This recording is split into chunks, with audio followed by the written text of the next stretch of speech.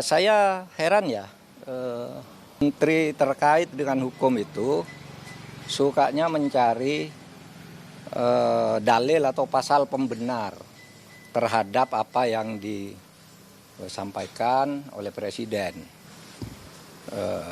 Seperti kasus pemulangan narapidana ke luar negeri, katanya hanya tactical arrangement gitu, padahal ada hukum yang melarang.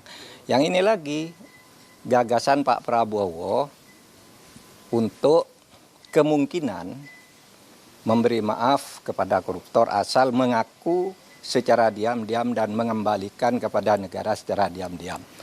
Itu kan salah. Undang-undang korupsi tidak membenarkan itu, hukum pidana tidak membenarkan itu. Lalu menterinya mencari dalil pembenar, itu kan ada di undang-undang kejaksaan, denda damai.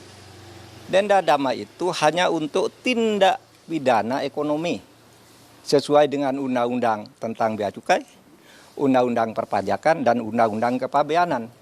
Nah di situ kalau ada orang melanggar pajak atau bea cukai, itu tawar-menawar dulu.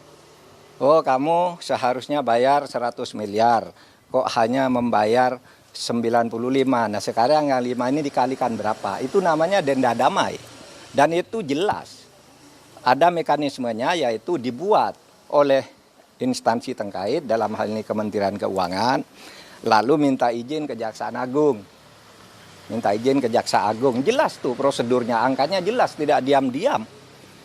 Nah sekarang dinaikkan, kewenangan ini Jaksa Agung boleh menerapkan denda damai tanpa usul dari instansi terkait. Tetapi itu tetap tuh undang-undang tindak pidana ekonomi, yaitu untuk kepabeanan, untuk pajak, dan untuk tadi bea cukai. Itu diatur di dalam pasal 35 Undang-Undang Kejaksaan Agung yang terbaru. Dan itu jelas di dalam pasal 35 dan penjelasannya itu hanya untuk tindak pidana ekonomi tertentu. Korupsi tidak masuk di situ.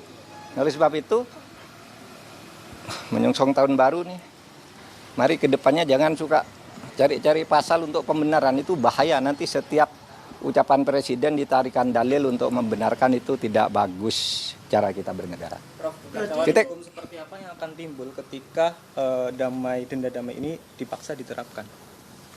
Ya enggak tahu, kalau saya sih membayangkannya nanti akan banyak orang korupsi, diam-diam sesudah akan ketahuan mengaku. Gitu kan? Sesudah akan ketahuan mengaku. Kan Pak Prabowo inginnya sebenarnya ya agar aset negara tidak hilang. Aset recovery namanya kalau itu di konvensi PBB. Itu dibenarkan aset recovery itu. Tetapi yang termudah agar tidak terjadi diam-diam penyelesaiannya. Dulu saya sudah pernah mengusulkan loh. Tahun 2001 ketika saya Menteri Kehakiman, lalu saya tulis lagi usul itu di dalam buku saya yang terbit tahun 2003, judulnya Setahun Bersama Gus Dur. Mari kita maafkan aja gitu, tapi terbuka seperti yang dilakukan oleh Afrika, jangan diam-diam gitu. Nah ini diam-diam gimana caranya? Siapa yang bertanggung jawab? Lapor kepada siapa yang mengumumkan siapa? Apakah yang bersangkutan minta damai itu mau diumumkan namanya? Nah kalau tidak diumumkan, tidak transparan, tidak ada yang tahu bahwa itu melanggar atau tidak. Tapi kalau diumumkan, ya lewat pengadilan aja. Dan salah kalau mengatakan undang-undang untuk mengembalikan aset itu tidak ada jalannya. Kalau mau ya undang-undang perampasan aset. Diberlakukan aja undang-undang perampasan aset yang sudah dituju oleh DPR sama pemerintah dulu, tapi lalu macet di DPR. Itu saja diundangkan. Itu lebih gampang ya, undang-undang perampasan aset itu. Kan bisa dilakukan begitu. Oke? Prof, berarti Prof Mahfud menilai bahwasannya apa yang disampaikan oleh Menteri Hukum itu salah kaprah, Prof? Saya kira bukan salah kaprah, salah beneran.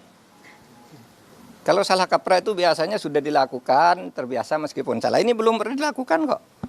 Mana ada korupsi diselesaikan secara damai? Itu korupsi baru, namanya kolusi. Kalau diselesaikan secara damai, dan itu sudah sering terjadi kan? Diselesaikan diam-diam antar penegak hukumnya yang ditangkap. Kalau menyelesaikan diam-diam kan banyak tuh yang terjadi. Jaksa, polisi, hakim masuk penjara kan mau menyelesaikan diam-diam. Iya toh? Itu sama aja. Oke. Pak, tapi itu Pak Andiaka kan ada menyinggung sedikit soal turunan dari Undang-Undang Kejaksaan. Berarti ini apakah ada keterkaitan akan ada? Ya itu yang saya katakan tadi itu menyebut Undang-Undang Kejaksaan itu salah. Undang-Undang Kejaksaan itu mengatur tentang itu di dalam pasal 35 yang menyatakan bahwa dalam hal-hal tertentu Jaksa Agung boleh menerapkan denda damai di mana sebuah kasus itu tidak diadili asal ada perdamaian tentang jumlah yang dibayar. Itu pasal 35 menyebut bahwa itu hanya untuk tindak pidana ekonomi. Lihat aja pasal 35 itu tindak pidana ekonomi itu ada 3. Kepabeanan, perpajakan, dan apa tadi? Dan bea cukai. Hanya itu yang boleh. Kalau korupsi lain tidak boleh, tidak pernah ada dan tidak boleh ada. Tapi terserah aja, nanti lihat aja akibatnya akan lari semua orang koruptor diam-diam kalau mau ketahuan baru ngelapor, minta damai dan kita tidak tahu siapa yang mendamaikan. Kan gitu. Sebenarnya ruang itu sudah diberikan kepada Kejaksaan Agung. Karena Jaksa Agung sekarang salah satu kewenangannya adalah melakukan denda damai. Itu sudah ada ruangnya. Cuman sampai hari ini mungkin Kejaksaan belum melakukan itu. Padahal itu kewenangan baru yang kita berikan kepada Kejaksaan.